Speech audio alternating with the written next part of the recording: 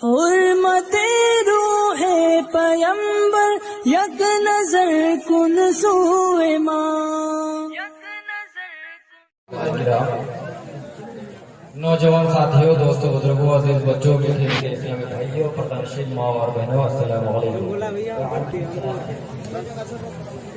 नहमदुहु व नसल्ली अला रसूलिहिल करीम, अम्मा बअद, फअऊज़ु बिल्लाहि मिनश शैतानिर रजीम, बिबरकत बिस्मिल्लाहिर रहमानिर रहीम। शायर फरमाते हैं कि चिरागों से ना पूछो कि बाकी तेल कितना है, चिरागों से ना पूछो कि बाकी तेल कितना है, ना ही सांसों से पूछो कि बाकी खेल कितना है। चिरागों से ना पूछो कि बाकी तेल कितना है, और ना ही सांसों से पूछो कि बाकी खेल कितना है। कब सांस अटक जाएगी किसी को पता नहीं। पूछो सिर्फ कफन में सोए हुए इंसानों से, पूछो सिर्फ कफन में सोए हुए इंसानों से, जिंदगी में अमल हो तो कफन में चैन। एक जुमला में बोलना चाहता हूँ हजरात, अगर गलत भी हो क्या निजाम में बैठे हुए हैं क्या हो जाएगा। मैं समझता हूँ कि आज के दौर में मस्जिद बनाना भी आसान है, आज के दौर में आलिम बनना भी आसान है, आज के दौर में बड़े बड़े मदरसे से डिग्रियां हासिल करना भी आसान है, लेकिन मस्जिदों को नमाजियों से पढ़ना बड़ा मुश्किल है। मस्जिदों को नमाजियों से भराना बड़ा मुश्किल है। आलिम बनना आसान है, लेकिन आलिम व अमल बनना बड़ा मुश्किल है। बड़े मदरसे से डिग्री हासिल कर लेना आसान है, तकवा बन के दिखाना बड़ा मुश्किल है। तकवा बन के दिखाना बड़ा मुश्किल है। आज गांव में, हर गांव में 2000-4000 आदमी रहते हैं, लेकिन मस्जिदों का हाल क्या है? क्या हाल बना के रखे हैं? 4, 5, 2, 3 नमाज, इससे ज्यादा नहीं। कितने बड़े से बड़े खुतबा को बुला लीजिए, कितने बड़े से बड़े मुफ्तियान निजाम को बुला लीजिए, कितने जलसे प्रोग्राम करते हैं, लेकिन मस्जिदों में नमाजी है नहीं, सिर्फ 4, 5, इससे ज्यादा नहीं। क्यों? कारण क्या है? सबसे पहली बात यह है कि हमारे दिल में खौफ खुदा नहीं है, और खौफ खुदा ना होने की वजह क्या है? हमारे पास इल्म नहीं है, हमारे पास इल्म नहीं है, जिसकी वजह से आज लोग गुनाह करने वक्त सोचते भी नहीं है कि खुदा देख रहा। अरे सरकार फरमाते हैं मन तरक सलात मुहम्मदन फकत कफर, जिसने एक वक्त की नमाज को जानबूझकर छोड़ दिया वो कुफ्र के हद तक पहुंच गया, वो कुफ्र जैसा काम किया। और जितनी नमाज आप लोगों की छूट रही है ना, जहन्नम के दरवाजे पर लिखा जा रहा है। और मस्जिद का मुकाम तो ये है कि सरकार फरमाते हैं हम बना मस्जिद अल्लाह बनल्लाहु लहु बैतन फिल जन्नह। मस्जिद के नाम पर जिसने सिर्फ एक ईंट की बात करता हूँ, जिसने एक ईंट लगा दी तो रब दोबारा का बता रहा उसके लिए जन्नत में महल बना। लेकिन हम मस्जिद में चंदा दे देंगे, जरूरत पड़े तो 50,000 दे देंगे। और कहा जाए जिस तरह से जुमा में नमाजियों से भर जाते हैं मस्जिद, काश आज अगर हमारे कौम जुमे के दिन की तरह मस्जिदें भर देंगे तो दुनिया की कोई ताकत मुसलमानों को पछाड़ नहीं सकती, कोई ताकत हमें पछाड़ नहीं सकती।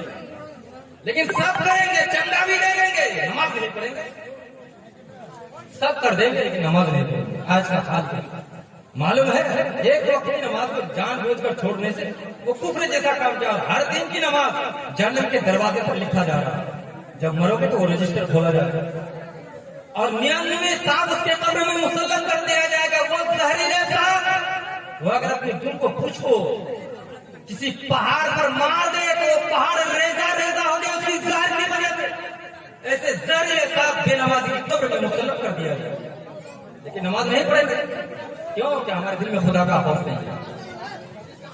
सरकार तो आलम सल्लल्लाहु ताला अलैहि वसल्लम ने जिब्रील अमीन से फरमाया है, जिब्रील जहन्नुम के अजाब का तज़किरा करो, जहन्नुम के अजाब का तज़किरा करो। जिब्रील अमीन ने अर्ज़ किया, या रसूलल्लाह सल्लल्लाहु ताला अलैहि वसल्लम, जहन्नुम का अजाब यह है कि जहन्नमियों के पांव में आग का जूता हो, जहन्नमियों के पाँव में आग का जूता होगा।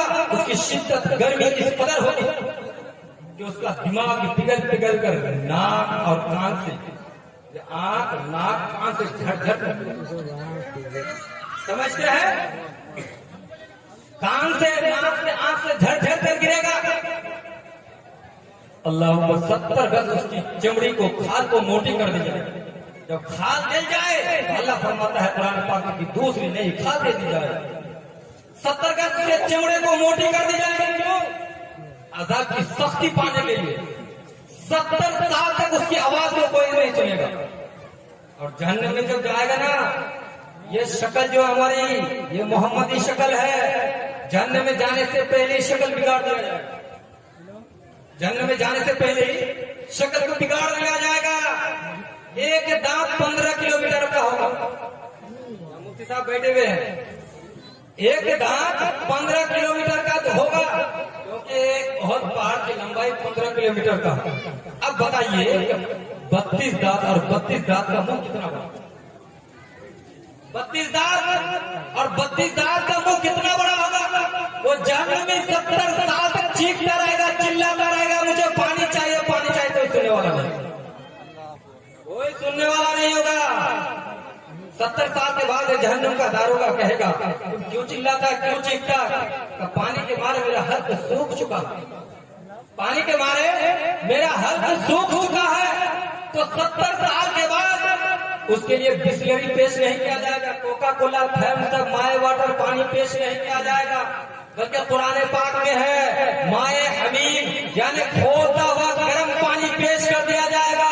जो ही उसको चेहरे के करीब लेकर जाएगा, अल्लाहू अकबर, उसकी गर्मी की वजह से चेहरे का चमड़ा पिघल कर उस पानी में गिर जाएगा। वही पानी उस जहन्नमी को पिलाएगा। ये फिर भी नमाज नहीं पढ़ेंगे। 50,000 रुपये चंदा हमारे लोड चंदा दे देंगे। अरे भाई, चंदे से अगर जन्नत मिल जाती, पैसे से अगर जन्नत मिल जाती, तो फिर नमाज क्यों पढ़ते थे भाई? और अफजल इबादत है, क्या समझते हो? इसे छोड़ दिए जाओगे? दुनिया में आए जानवर की तरह खाए पिए मर गए? नहीं मेरे दोस्तों बुजुर्गों, एक कतरे का भी वहां हिसाब दिया जाए। सरकारी को आलम सल्लल्लाहु अलैहि वसल्लम ने फरमाया कि जब बंदे को कब्र में रखा जाता है तो 3 आज़ाब उस पर मुसल्लत कर दिया जाता है। अव्वल तो कब्र उसको, उसकी तब हुक्म है उसको इस तरह से दबाएगी कि सरकारी को आलम सल्लल्लाहु अलैहि वसल्लम ने सहाबाए किराम के सामने अंगुलियों को इस तरह से दिखा करके बताया कि इधर की पसली किधर हो जाए, समझते हैं? इधर की पसली इधर हो जाए। अल्लाह। फिर उसके कब्र में आग बरसाया जाएगा। फिर क्या होगा? उस कब्र में रहने वालों को आग के गुस्से से मारा, आग के गुस्से से। मेरे दोस्तों इसीलिए कहता हूं कि देखो, मस्जिद बनाते हो और मस्जिद का मकाम यह है कि जिसने मस्जिद में रोशनी की रोशनी, तो अल्लाह फरिश्ते को मुकर्रर कर देता है। और जो बंदा मस्जिद में रोशनी पहुंचाता है, वो फरिश्ता क़यामत तक के लिए उस बंदे के लिए मग़फ़िरत की दुआ करता है। ये मस्जिद का मकाम है भाई। और आज के नौजवानों का हाल, नमाज तो दूर की बात भाई, अरे इतने गुनाह करते रातों दिन खुराफात में लगे हुए हैं, यहाँ तक कि अपने माँ बाप को भी नहीं, माँ बाप की नाफरमानी इसी कदर करते हैं। क्या बताऊं मेरे दोस्तों बुजुर्गों, आज का हाल क्या है कि कुछ लोग मदरसा मस्जिद के नाम पर कुछ रुपया दे दिए और कहते हम भी बहुत नेकी कर दिए। कुछ रुपया माँ बाप के नाम पर खर्चा कर दिए, कहते हम इन्हें बहुत नेकी कर दिए।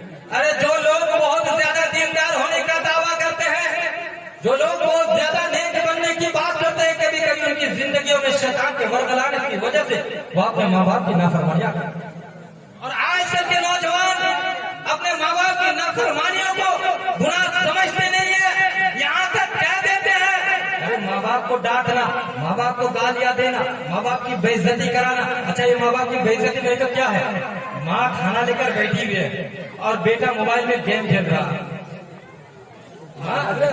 माँ खाना लेकर बैठी हुई है और बेटा गेम खेल रहा है। अच्छा, बाप जमीन पर बैठे हुए हैं और बेटा कुर्सी पर बैठा हुआ है। अगर समझा दे तो क्या कहते हैं? अरे तुम्हें क्या आता है? तुम तो अनपढ़ हो, जाहिल हो, गंवार हो, तुम तो सेठिया गए हो, तुम तो सेठिया गए हो, बूढ़े हो गए, तुम्हें कुछ आता जाता नहीं है, तुम तो पढ़े लिखे नहीं हो। अरे हम तो पढ़े लिखे मेहनती मुसलमान भाइयों, अपने सीने पर हाथ रखकर सोचो, प्यारे आका सल्लल्लाहु अलैहि वसल्लम का फरमान सुनो। हदीस पाक का मफहूम बता रहा हूँ कि माँ बाप की अज़मत क्या है, माँ बाप का मुकाम क्या है। क़यामत के दिन एक बंदे को हाजिर किया जाएगा जिसके पास बहुत सारी नेकियां होगी, हर नेकियां उसके पास मौजूद होगी, पहाड़ों जैसे नेकियां वो लेकर के आएगा।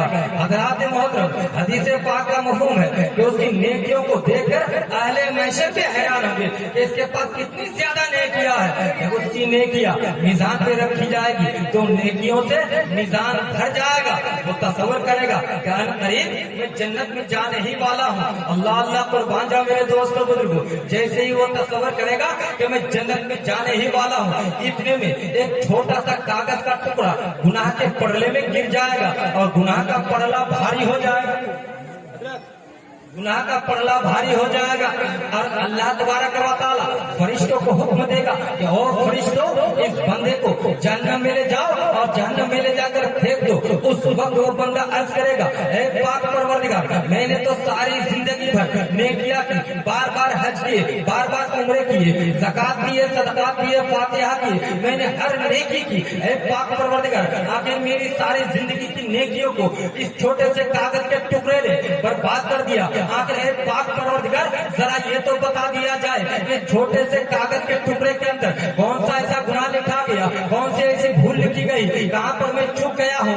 पाक परवरदिगार, आखिर मैं जन्नत जहन्नम में तो जा ही रहा हूँ, आखिर मुझे बता दिया जाए कि छोटे से कागज के टुकड़े के अंदर कौन सा ऐसा गुनाह लिखा गया है। तो कुदरत की तरफ से जवाब आएगा, ओ बंदे सुन ले, एक मर्तबा तूने सिर्फ अपनी माँ या अपनी बाप से सिर्फ चिल्ला के बात की थी, एक मर्तबा चिल्ला के बात करने वाला गुनाह इस छोटे से कागज के टुकड़े के अंदर लिखा गया है, जिसकी वजह से मेरी सारी जिंदगी की नेकियां बर्बाद हो। एक मर्तबा चिल्ला के बात करने वाला गुनाह, जिसकी वजह से सारी जिंदगी की नेकियां बर्बाद हो गई। लेकिन हम न माँ बाप को छोड़ते, न नमाज पढ़ते, रातों दिन खुराफात में लगे हुए हैं।